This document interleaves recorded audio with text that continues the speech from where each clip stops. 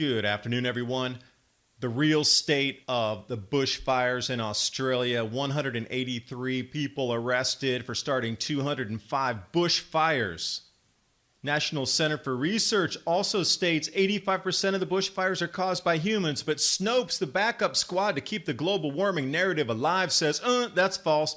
But even in the article, they say that 183 people were arrested, just like the news.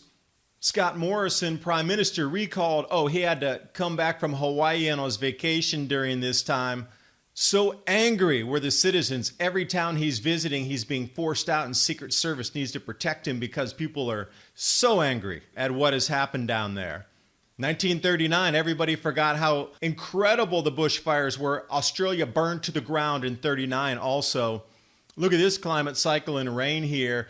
If you're expecting a 400-year cycle, you would see something exactly like this, way more intense than a 100-year cycle. Magically, out of the news feed, the 25 locations across Australia in the exact same days with record cold temperatures forgotten. You can find it in the maze of the Bureau of Meteorology's website, almost unfindable.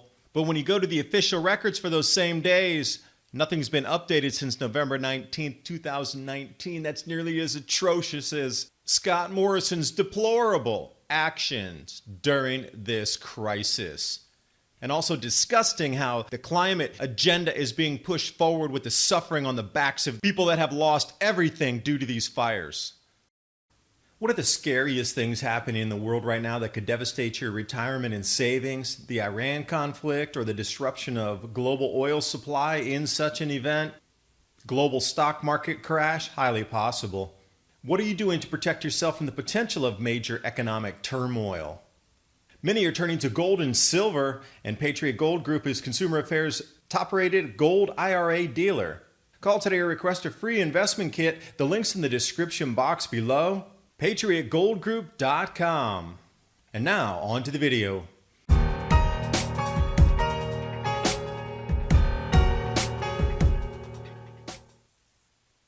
Finally, the Australian government announces that it needs more help to contain all the arson fires set across the nation.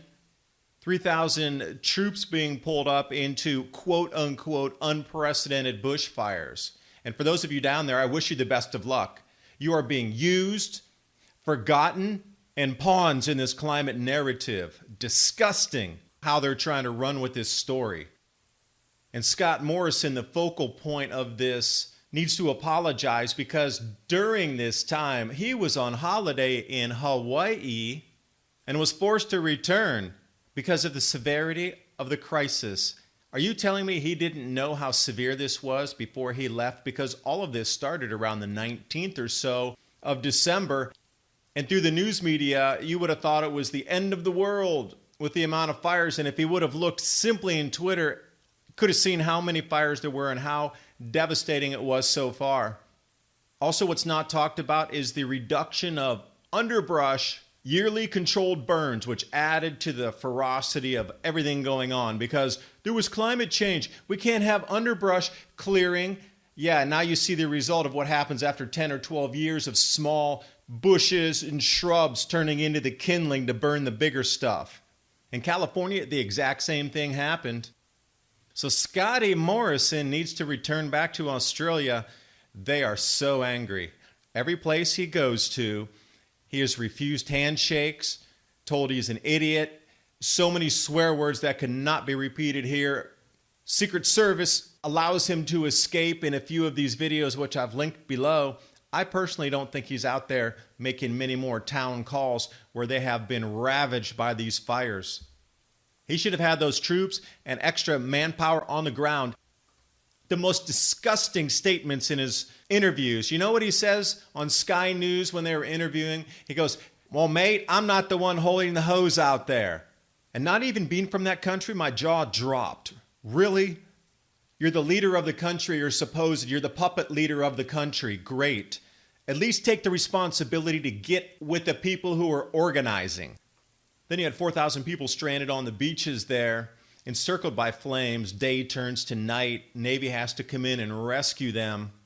Where's Scotty? Oh, he's back in Hawaii on a holiday. Great.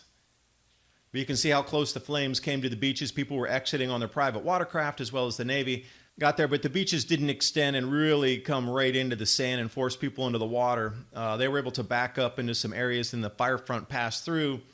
Area here on the map in Malkuto where this happened. But you can see some other areas where there were coastal fires that backed people up as well. Now in the articles here, they're trying to compare the United States with Australia in the size and the amount of fires. But what's not widely talked about, and I'm going to bring this report to you, reporters down in Australia who never found this information, the Royal Commission, the causes and measures taken to prevent bushfires of 1939 and protect life and property. These fires in 1939 were as ferocious and as vicious, if not more so, than the ones today. I linked that one below off of Tony Heller's site so you can go and really get the details of how they described exactly what they're describing in the media today with what's happening. And then also the Australian rainfall anomalies for the last 119 years. We're on the far right over there at the lowest ever. Well, if you're going into a 400-year grand solar minimum cycle, you would expect it to be the most different ever in the last 400 years, would you not? But oh no, it has to be you, the bad polluter, the CO2 emitter that is causing all these fires. It could never be anything natural. Oh wait, the police are now working on the premise that most of these fires started that are having the greatest amount of damage were arson and human caused, human started. Oh no, really? Media doesn't want to touch this very much either. They want to keep running with the narrative that it's you, it's CO2, climate change, climate change, climate change. So for sure I wanted to delve into the numbers, and police take legal action against nearly 200 in Australia for alleged, quote-unquote, bushfire-related offenses. So far, 183 people have been targeted for 205 bushfire-related offenses. And then the Epoch Times, solid, comes to their retraction and says, oh, we made a small mistake. Police actually did take legal action against all of them for starting the fires. 25 years in prison for the arson. Thank you very much. And I'll link the article below as well as in the description box because the Epoch Times did the best breakdown with the numbers and the regions. So we got 24 direct arsonists, 53 people that were careless that have started fires as well. Down in Queensland, 98 people.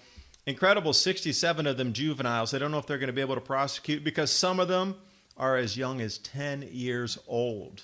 Unbelievable.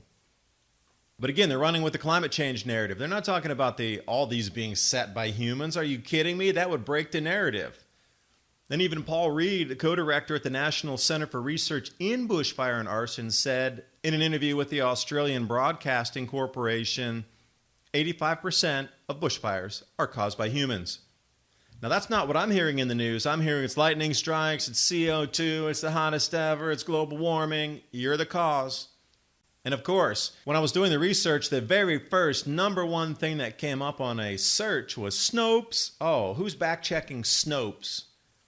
They put this article as false. But what's so interesting is further down in the article that Snopes quoted, they even have the same thing. 183 people, including 40 juveniles, have been charged with 205 bushfires.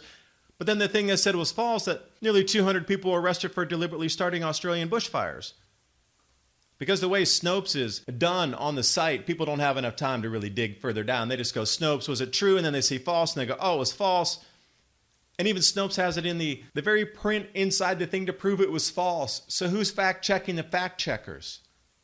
I'm going to say Snopes, false is false. Can that be a double false? And at the same time, what the corporate media in Australia and the corporate media across the globe are not covering are the 25 locations across South Australia in the same exact days that just suffered their coldest January days ever. Mainstream media silent? Oh, you bet. It doesn't follow the narrative. And the way they tiptoed around it in here is they only focused in one area. South Australia breaks, wait a second, West Australia also had a bunch. Queensland also. New South Wales a handful. So when you see this, it looks like, oh, it's one or two places. No, it was 25. So having been to the Bureau of Meteorology's site a plethora of times, I'm able to zigzag through that maze of unfindable information. You know how many times you need to click to find the thing to click again to go to 16 or 20 different windows just to find this temperature set right here for Western Australia? I've linked everything below, and all you do is you go in and you click the drop down for the area. So every single area is located in there. You got New South Wales, you got Tasmania, Queensland, they're all there. So you drop down, you find the area, you put the lowest minimum in, and then the rank, if it's a number 1, that is a new record temperature. And then you can go through January 3rd to January 5th, and then you're going to find an enormous amount of new records set during this time. Now I noticed a timestamp there. Even when I did this search today, January 8th, it shows you the timestamp. And I thought for sure, well, this will be pretty easy to find now that all these new records are lined up. I'll just find them all in one sheet there. No. The last time Bureau of Meteorology updated their record temperatures for anywhere in Australia was November 19th, 2019. Do you think it was because they had all those record cold temperatures and record snow in the first days of summer as well that they don't want to catalog because you might see that the narrative's not fitting what you're being fed in the corporate media? That's almost 2 months. Maybe Scott Morrison's in charge of that too, but they're too busy in Hawaii to update anything. Who knows? And when you take a look at the GFS model here for Western Australia, coming up on the 16th with 20 to 25 degrees Celsius below normal temperatures, I wonder how they're going to try to brush that under the rug. And with those people being stuck back on the beaches, how prepared are you for emergencies? I mean, you saw what they were doing. They were using wetted t-shirts to try to cover their faces because, well, people didn't have enough masks. Coming into this grand solar minimum, how prepared are we as a society going to be with food, water filtration, and just the very basics that we need to keep us moving if simple supply chains break down? My Patriot Supply and Adapt 2030, long-term food storage, the 2-week grab-and-go food crate, or the 4-week food supply. The link's in the description box below, and let this be a warning. These towns were on their own until after the fires passed. Government's not going to be there to help you. You are going to be on your own through these changes.